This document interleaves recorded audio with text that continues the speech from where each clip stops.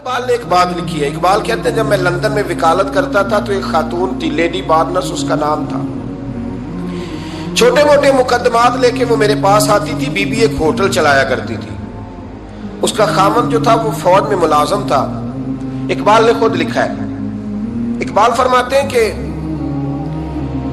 ایک دن وہ خاتون پھر کسی کیس کے سلسلے میں میرے پاس آئی. تو جب وہ آئی تو اس نے نقاب اوڑھا ہوا تھا, برقع کیا ہوا تھا.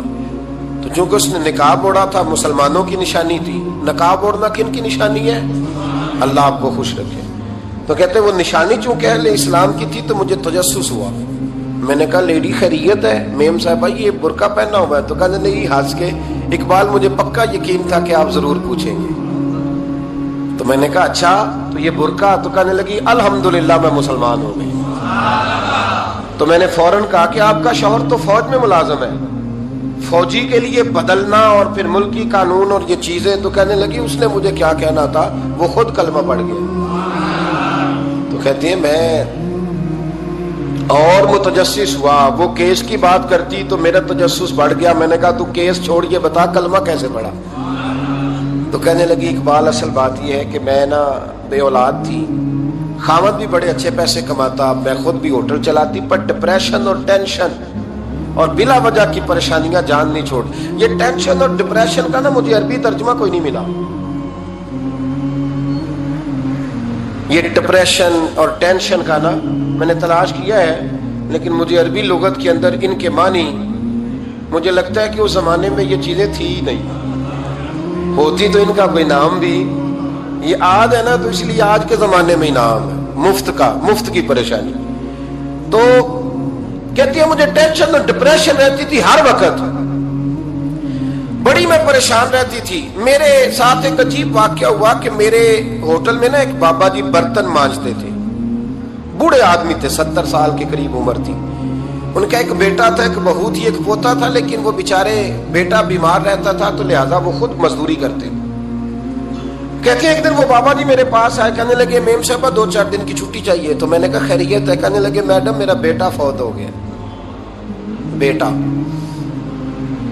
آپ کو پتہ ہے باپ کا جنازہ پڑھنا آسان ہے, بیٹے کا جنازہ اٹھانا بڑا مشکل کام. کہتی ہے میں کچھ لکھ رہی تھی, میرے ہاتھ سے قلم گر گیا. میں نے خود گاڑی بھیجی, بابا جی گاؤں چلے گئے جہاں وہ رہتے تھے.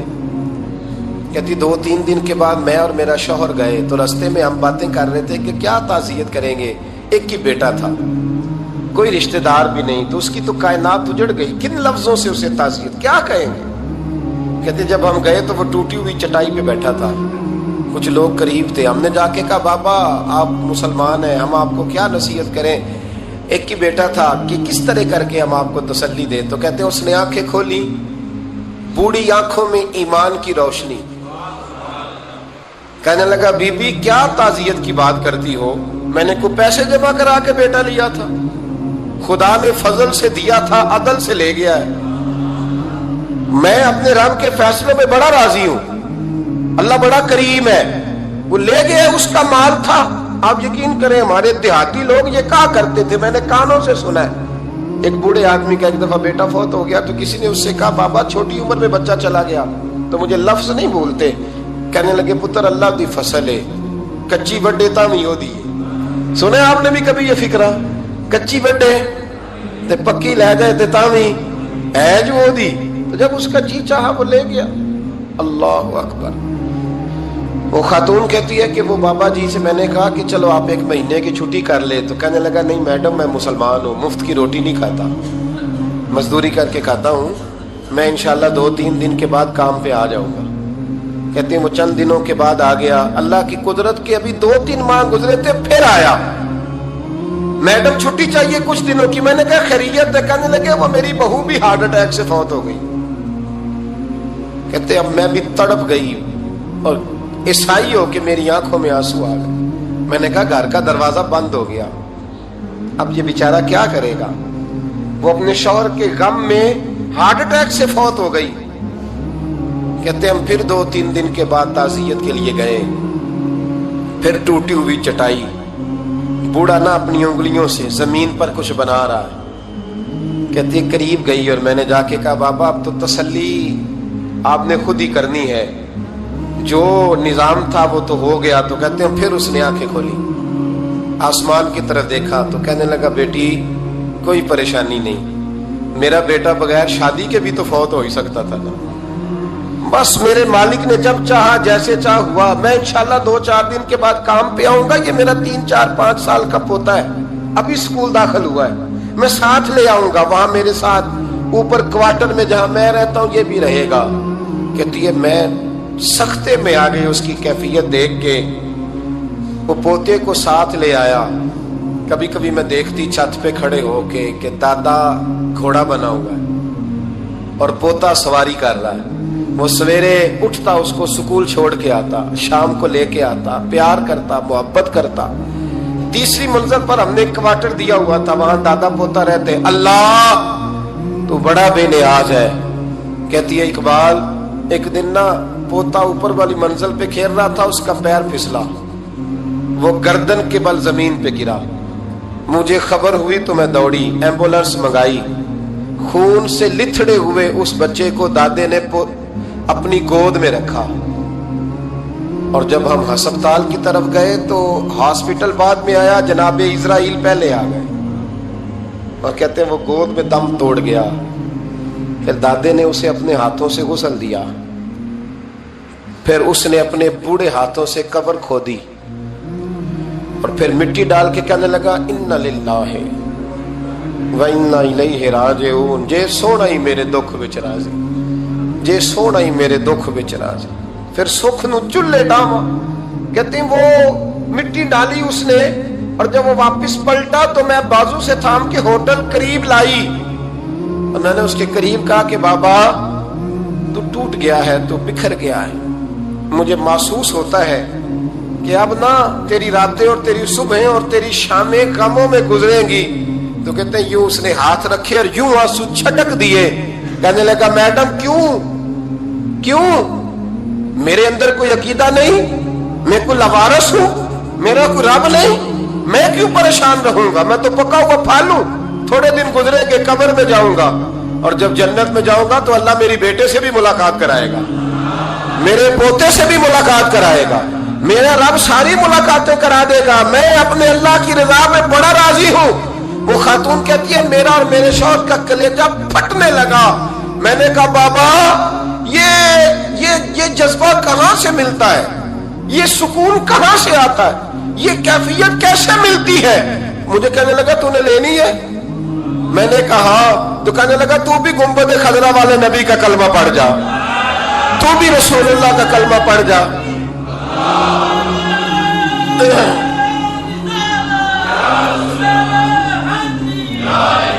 میرے محبوب کا کلمہ پڑھ, اللہ تجھے سکون عطا کرے. حضرت انس بن مالک رضی اللہ تعالیٰ عنہ یہ بڑے خوش نصیب خوش بخت انسان ہیں. کہتے میری اماں خود مجھے حضور کی بارگاہ میں چھوڑ گئی تھی کہ یا رسول اللہ یہ آپ کی خدمت کرے گا.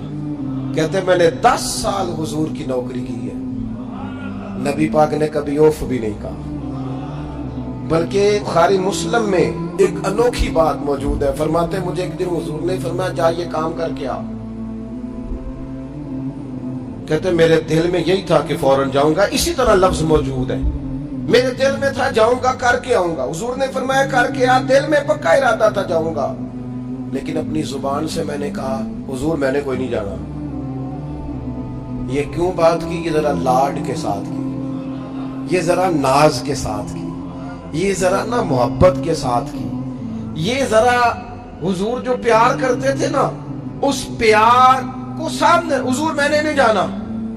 تو کہتے ہیں حضور تھپکی دے گے, یہ غلام سے بات ہو رہی. حضور فرمانے لگے چل نہ تجھے کہا ہے نہ جا کر کے آ. کہتے میں چلا گیا, اسی ارادے سے گیا تھا جاؤں گا, لیکن رستے میں جب میں گیا تو بچے کھیل رہے تھے, میں نے بھی کھیلنا شروع کر دی. کھیل رہا ہوں دیر ہو گئی. حضور نے بھیجا تھا کسی کام. اب جب زیادہ دیر ہوئی تو کریم گھر سے نکلے, اور جب حضور نے مجھے دور سے دیکھا اور مجھے کریم کے آنے کا پتہ چلا تو اب میں ڈرا. اب میرا انداز بڑا جدا گانا ہو گیا کیونکہ حضور نے بھیجا تھا. یہ تو خادم کی بات ہے نا, ایسا اچھی گل دسیا جی اپنا منڈا بھی کدے نہ جائے دے. اور تینوں میں کلیا سی تو گیا کیوں نہیں؟ ناراض نہیں ہونا آپ نے, لیکن چلو بچہ ہے, کسی وقت دیر سویر بھی ہو ہی جاتی ہے, کیوں اتنی سختی کرتے ہیں. حضرت انس بن مالک کہتے ہیں جب حضور کو آتے دیکھا تو میں پوری طرح ڈر گیا, لیکن قریب محبوب جب میرے قریب آئے اور مجھے ڈرا ہوا دیکھا نا, تو پھر رحمت للعالمین محبوب کی رحمت کا بادل چھایا, اور جب حضور مجھے دیکھ کے ہنسے نا, بس وہ ہنس گئے اور میرا کام بن گیا. بس کریم تھوڑی دیر ہوئی, ایک آیا کالیاں زلفاں والا, ایوی دو کڑیاں میرے من وچ رکیا تے کر گیا نور اجالا. بات بن گئی, بات طبیعت ٹھنڈی ہو گئی. تو حضور فرمانے لگے میں نے کہا تھا جاؤ, گئے نہیں. اب جب حضور مسکرا گئے تو بات ہی ختم ہو گئی. یا رسول اللہ صلی اللہ علیہ وسلم جانے لگا ہوں. تو حضور نے پھر شروع سے بات شروع کر دی, حضور جانے لگا ہوں. فرمایا جا دوڑ کے آ, پھر جو کہا تھا وہ کر کے آ. لیکن وہ بیچ میں جو دیر ہوئی تھی, وہ جو لیٹ ہوئی تھی, اور جو میں کہہ کے آیا تھا میں نے نہیں جانا, حضور نے اس بات پر مجھ سے کوئی سختی نہیں کی. ایک حدیث نہ پڑھ دو مسلم شریف سے, بخاری سے ایک حدیث نہ پڑھ دو تاکہ یہ بات مضبوط ہو جائے. حضرت ابو طلحہ رضی اللہ تعالی, بیٹا شدید بیمار ہے, مزدور آدمی تھے, کئی دنوں سے گھر تھے. بیوی کہنے لگی اگر آپ گھر میں بیٹھے رہیں گے تو کھائیں گے کہاں سے, جاؤ آپ مزدوری کرو, میں بیٹے کو دیکھتی ہوں. ابو طلحہ مزدوری کرنے چلے گئے. شام کو آئے تو بیٹا فوت ہو چکا تھا. عورتیں بے حوصلہ ہوتی ہے نا اکثر, پر بیوی نے سفید کپڑا ڈال کے کمرے میں رکھ دیا. بیٹا, ماں اور بیٹا ناپ تک تھا رشتہ, بیٹے میں سفید چادر ڈال کے کمرے میں رکھ دیا. حضرت ابو طلحہ انصاری آئے, بیٹے کا کیا حال ہے؟ کہنے لگی اللہ کی رحمت میں ہے. اللہ کی, کیسا جملہ ہے, اللہ کی رحمت میں ہے. خامد نے کھانا کھایا, بیوی سے ملنے کو دل کیا تو ملاقات ہوئی. فارغ ہو کے بیٹھے تو خاتون اٹھ کے نہ خامد کے قریب گئی, اس کا ہاتھ تھاما, کہنے لگی نبی کریم علیہ السلام کے صحابی ہو, ایک مسئلہ دریافت کرنا تھا, بتاؤ گے؟ کہ پوچھو. کہنے لگی اگر کوئی آپ کے پاس امانت رکھوائے اور پھر اپنی امانت واپس مانگے تو کیا کرو گے؟ حضرت ابو طلحہ کہنے لگے پوچھنے والی کیا بات ہے, جس کی امانت ہے واپس کر دیں گے. اب زوجہ روئی, اب صبر والی بی بی روئی, اب ماں روئی, آنسو ٹپکے, آنچل سے پوچھ کے کہنے لگی ابو طلحہ وہ بیٹا بھی اللہ کی امانت تھا اور رب اپنی امانت لے گیا ہے, اٹھو غسل کفن کا بندوبست کرو. حضرت ابو طلحہ اٹھے, کامتے کامتے ہاتھوں سے غسل کفن دیا, مسجد نبوی میں پہنچے, محبوب کی بارگاہ میں عرض کیا تو رسول کریم فرمانے لگے تیرے اور تیری بیوی کے عمل سے اللہ بھی بڑا راضی ہے, اللہ کے رسول بھی بڑے راضی ہیں, اور اللہ تجھے برکت عطا کرے گا. صحابہ کہتے ہیں پھر اللہ نے انہیں 9 بیٹے عطا فرمائے. پھر اللہ نے انہیں, اللہ کی رضا پہ راضی رہنا سیکھو, اللہ کے قریب چلے جاؤ گے, اللہ کی رضا پہ. حضرت سفیان ثوری دعا مانگ رہے تھے, یا اللہ راضی ہو جا, یا اللہ راضی ہو جا, یا اللہ راضی ہو جا, دعا مانگ رہے تھے. بی بی رابعہ بصری پردے کے پیچھے بیٹھی تھی, جب دعا لمبی ہو گئی تو کہنے لگی سفیان بس کر, کوئی اگلا لفظ بھی بول, بس کر. آپ فرمانے لگے تجھے کیا ہوا؟ تو کہنے لگی تو کب سے کہہ رہا یا اللہ راضی ہو جا, یا اللہ راضی ہو جا, پہلے اپنے دل پہ ہاتھ رکھ کے بتا تو اللہ سے راضی ہے؟ تو راضی ہے اللہ سے؟ تو روز نہیں کہتا پیسے نہیں ہے میرے پاس مجھے دے, تو روز نہیں کہتا یا اللہ فلانی چیز کوئی نہیں دے, اے اللہ فلاں کو دے دیا مجھے کیوں نہیں دیتا معاذ اللہ, تو روز شکوے نہیں کرتا. فرمایا پہلے تو راضی ہو جا. ترمذی شریف کی حدیث ہے, میرے نبی کریم علیہ السلام نے فرمایا تم اللہ کے دیے ہوئے تھوڑے رزق پہ راضی ہو جاؤ, اللہ تمہاری تھوڑی عبادت سے راضی ہو جائے.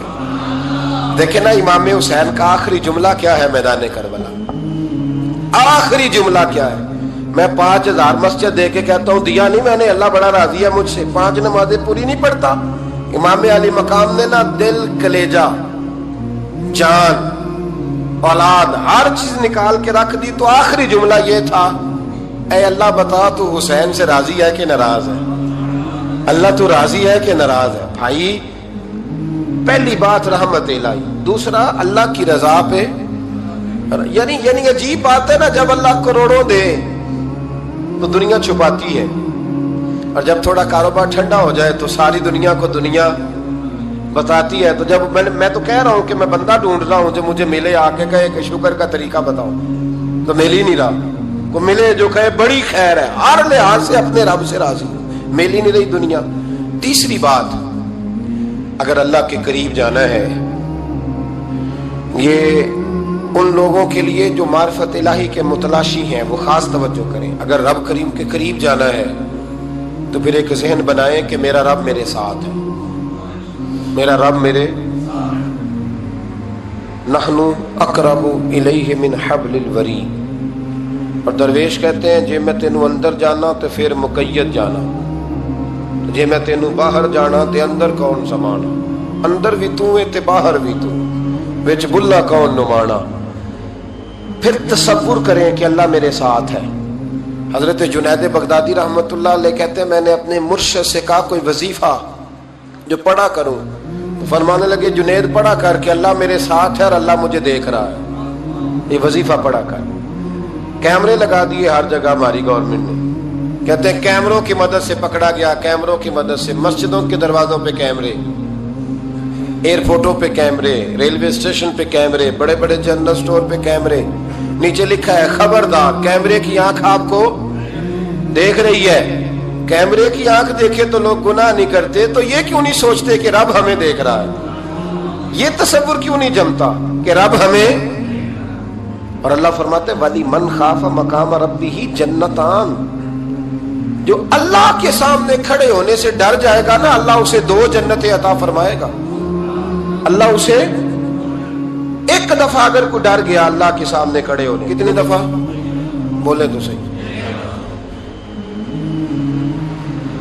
اس پر ہمارے مفسرین نے لکھا ہے کہ کبھی زندگی میں ایسا ہو کہ گناہ پر ہمارا پورا قبضہ ہو گیا ہو، گناہ پورا قابو میں آ گیا، اب کوئی روکنے والا نہیں، تو فرمایا جو اس وقت اللہ کے خوف سے ڈر جائے گا اللہ اسے 2 جنتیں عطا فرمائے گا. امام شافعی رحمۃ اللہ علیہ کے زمانے میں نا ایک بادشاہ کا اپنی بیوی سے جھگڑا ہو گیا. تو وہ بھی ملکہ تھی، کسی بادشاہ کی بیٹی تھی، شہزادی تھی. اس نے بھی سخت جملہ کہا، کہنے لگی چل دور ہٹ جہنمی، معاذ اللہ. اب اس نے اپنے خامد کو جہنمی کہا تو کہا، وہ کہنے لگا اس کا خامد کہ اچھا تو مجھے جہنمی کہتی ہے، جا پھر اگر میں جنتی نہیں تو تجھے 3 طلاقیں. اب کیسے ثابت ہو کہ جنتی ہے کہ جہنمی ہے؟ کیسے پتہ چلے گا؟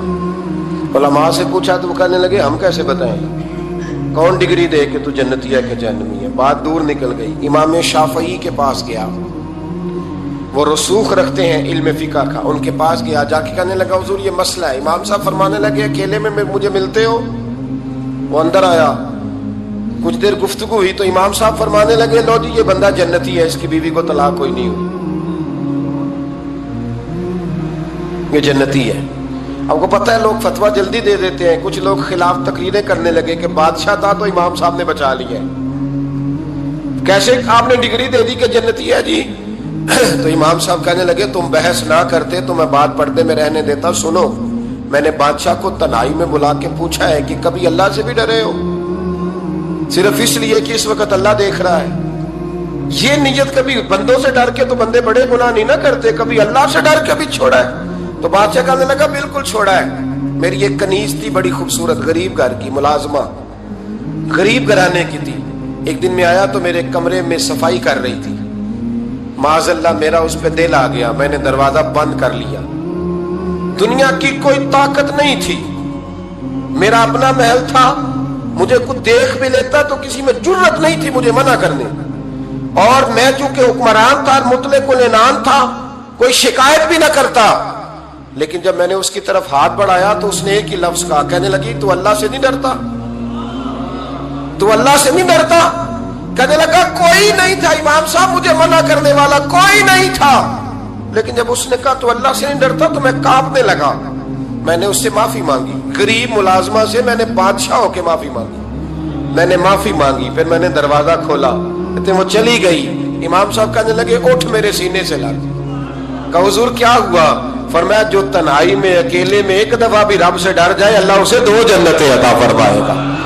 تو جنتی ہے اس لیے کہ تو یار کبھی تو ایسا ہو کبھی تو ایسا ہو بھولا گاہک ہمارے قبضے میں آ گیا ہو، ہم اپنا پورا اس پر تسلط رکھتے ہو پر ہم اللہ سے ڈر جائیں۔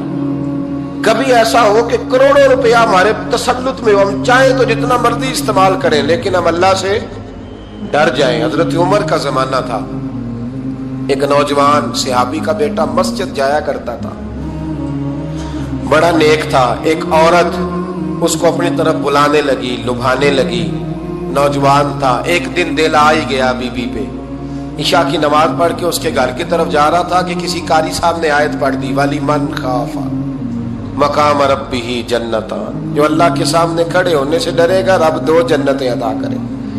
یہ آیت کیا سنی کہ نوجوان بے ہوش ہو کے گرا۔ کسی نے باپ کو خبر دی کہ تیرا بیٹا بے ہوش ہے، باپ گھر لائے، بالوں میں ہاتھ پھیرا، بیٹے کیا ہوا؟ اس نے آنکھیں کھول کے کہا ابا جی میں نے گناہ کیا نہیں، لیکن میرا قبضہ پورا ہو گیا تھا گناہ پہ۔ وہ بالکل راضی تھی، میں چاہتا تو میں گناہ کر لیتا لیکن میں اللہ سے ڈر گیا، کیا واقعی رب مجھے 2 جنتیں دے گا؟ تو باپ نے ماتھا چوما، کا بیٹا اللہ کے وعدے بڑے ہی سچے ہیں، بڑے سچے ہیں، تو یہ تصور کر کے اللہ مجھے دیکھ رہا ہے، پھر ڈر جا، واقعی 2 جنتیں دے گا۔ اس نوجوان نے چیخ ماری اور روح ہی پرواز کر دی۔ رات کو جنازہ پڑا، دفن کر دیا، صبح حضرت عمر آئے، فرمایا اتنا نیک نوجوان تھا تو مجھے کیوں نہیں بتایا؟